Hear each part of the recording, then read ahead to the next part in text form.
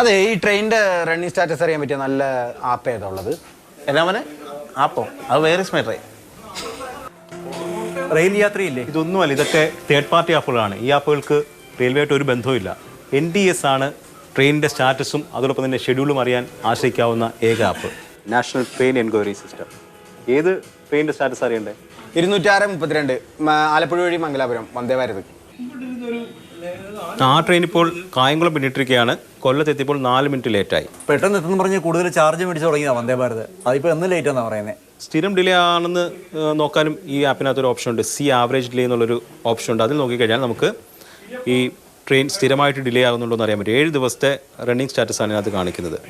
ശരിയാണ് കേട്ടോ, ഇത് സ്ഥിരമായിട്ട് ഡിലേ ആവുന്നതാണ്. 1/2 മണിക്കൂറിലധികം ഡിലേ ആകുന്നുണ്ട് ഈ ട്രെയിൻ.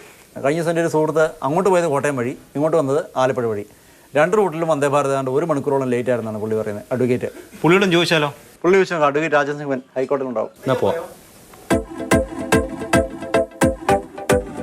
വന്ദേ ഭാരതിൽ സ്ഥിരം യാത്ര ചെയ്യുന്ന ആളാണോ? അതെ അതെ, സ്ഥിരമായി ഞാൻ തിരുവനന്തപുരത്തേക്കും കോഴിക്കോട് ഭാഗത്തേക്ക് പോകുമ്പോഴും വന്ദേ ഭാരതാണ് പ്രിഫർ ചെയ്യുന്നത്. സ്ഥിരമായിട്ട് പോകുമ്പോൾ ഇത് കൃത്യസമയത്തിന് എത്തുന്നുണ്ടോ? ഈ അടുത്ത കാലത്തായിട്ട് എത്തുന്നില്ല എന്നുള്ളത് ഒരു എന്താണെന്നറിയില്ല. ഞാൻ നിങ്ങളുടെ ഒരു ഇൻസ്റ്റൻസ് പറയാം. ഈ കഴിഞ്ഞ 30-ാം തീയതി ജൂൺ 30-നും അതുപോലെ തന്നെ 1-നും ഞാൻ ഈ വന്ദേ ഭാരതിൽ യാത്ര ചെയ്തു.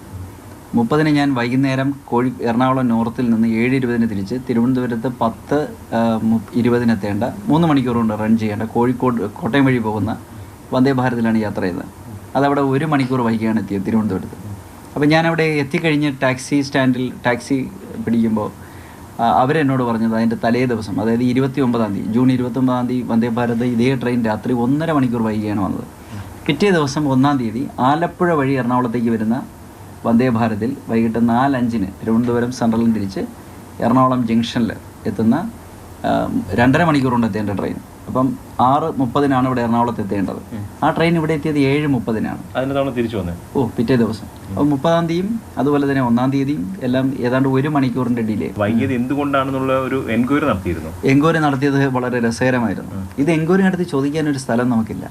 139 എന്ന നമ്പറിലേക്കാണ് വിളിക്കേണ്ടത്. ഈ നമ്പറിൽ വിളിക്കുന്നത് പോലെ ബുദ്ധിമുട്ടുള്ളൊരു അവസ്ഥയില്ല, അറിയാമല്ലോ നിങ്ങൾക്ക്. ആ നമ്പറിൽ വിളിക്കുമ്പോൾ നമ്മൾ യാത്ര ചെയ്ത ട്രെയിനിൻ്റെ നമ്പർ കൊടുക്കണം, അതുപോലെ തന്നെ ഏത് സമയത്തായിരുന്നു കൊടുക്കണം. ഇങ്ങനെ ഒരുപാട് കാര്യങ്ങൾ എൻ്റർ ചെയ്ത് ഒരു 2-3 മിനിറ്റ് കഴിയുമ്പോൾ നമുക്ക് മുഷിപ്പ് തോന്നി അത് വെച്ചിട്ട് പോവുകയാണ് ചെയ്യുന്നത്. കൃത്യസമയത്തിന് എത്തുന്നില്ല. പിന്നെ ഇത്രയും തുക കൊടുത്ത് ടിക്കറ്റ് എടുക്കുന്നതിനകത്ത് എന്താണ് ഗുണം? തീർച്ചയായിട്ടും അത് ഒരു ഡെഫിഷ്യൻസി ഇൻ സർവീസാണ് ഇന്ത്യൻ റെയിൽവേയുടെ ഭാഗത്ത് നിന്ന്. കൺസ്യൂമർ കോടതിയിൽ പോയാൽ അത് കോമ്പൻസേഷൻ ക്ലെയിം ചെയ്യാവുന്ന ഒരു ക്ലെയിം തന്നെയാണ്. അത് ഇന്ത്യൻ റെയിൽവേയുടെ ഭാഗത്തു നിന്നുള്ള ഒരു ഡെഫിഷ്യൻസി ഇൻ സർവീസാണ്. ഒരു എക്സ്പ്രസ് ട്രെയിനിന് വേണ്ടിയിട്ടുള്ള ചാർജ് നമ്മൾ ഈടാക്കുകയും എക്സ്പ്രസ് ട്രെയിൻ ഷട്ടിൽ ട്രെയിനിൻ്റെ വേഗത്തിൽ പോവുകയും ചെയ്യുന്നത് തികച്ചും തെറ്റാണ്. കേട്ടില്ലേ? ഉയർന്ന നിരക്ക് നൽകുകയും വേണം, എന്നാൽ സമയത്തിനൊട്ട് എത്തിക്കത്തുമില്ല. റെയിൽവേ വാഗ്ദാനം ചെയ്യുന്ന സേവനത്തിന്റെ ലംഘനമാണ് ഇവിടെ നടക്കുന്നത്. ഇക്കാര്യം കോടതിയിൽ ചോദ്യം ചെയ്യാമെന്നുള്ളതാണ് അഭിഭാഷകൻ കൂടിയായ വന്ദേ ഭാരത് എക്സ്പ്രസ് യാത്രികൻ പറയുന്നത്. S Arun Shankar, Mathrubhumi news, Kochi.